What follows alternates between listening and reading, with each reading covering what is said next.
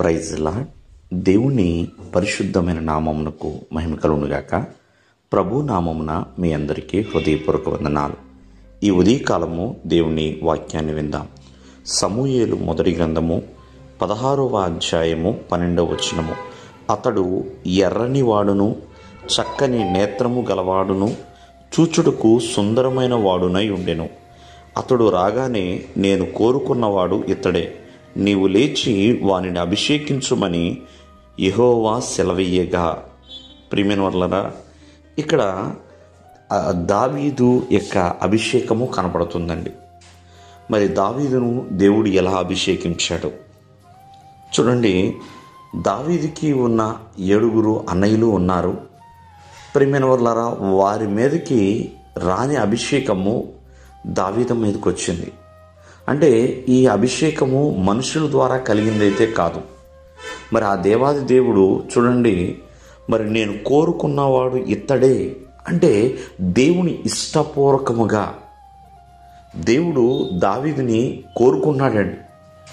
అంతేకాకుండా ఇశ్రాయేలు ప్రజలకి రాజుగా ఏర్పాటు చేసుకున్నాడు, నియమించుకున్నాడు.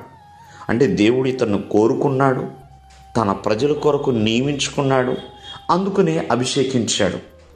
ఈ రోజున పరిశుద్ధాత్మ యొక్క అభిషేకము కూడా ప్రియమైన వల్లరా దేవుని చిత్తములో ఉన్నవారికి మాత్రమే కలుగుతుంది.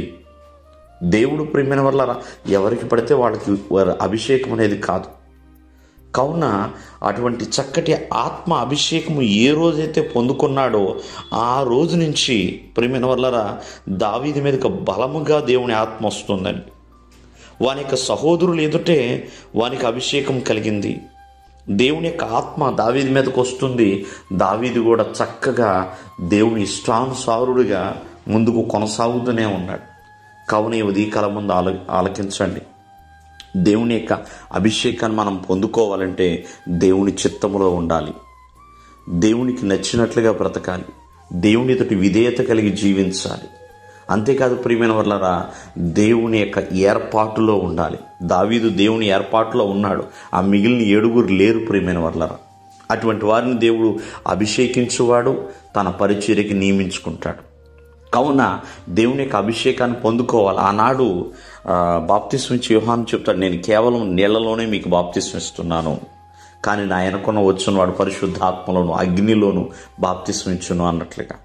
కాబట్టి ఆ అభిషేకం దేవుని ద్వారా కలుగుతుంది. కాబట్టి ప్రతి ఒక్కరు కూడా దేవుని ద్వారా ఎప్పుడైతే ప్రార్థనలోను, భక్తిలోను, పరిశుద్ధతలోను ముందుకు కొనసాగుతారో, దేవుని చిత్తాన్ని చేసుకుంటూ వెళుతున్నారు, ప్రతి ఒక్కరి మీద దేవుని అభిషేకము దిగుతుంది.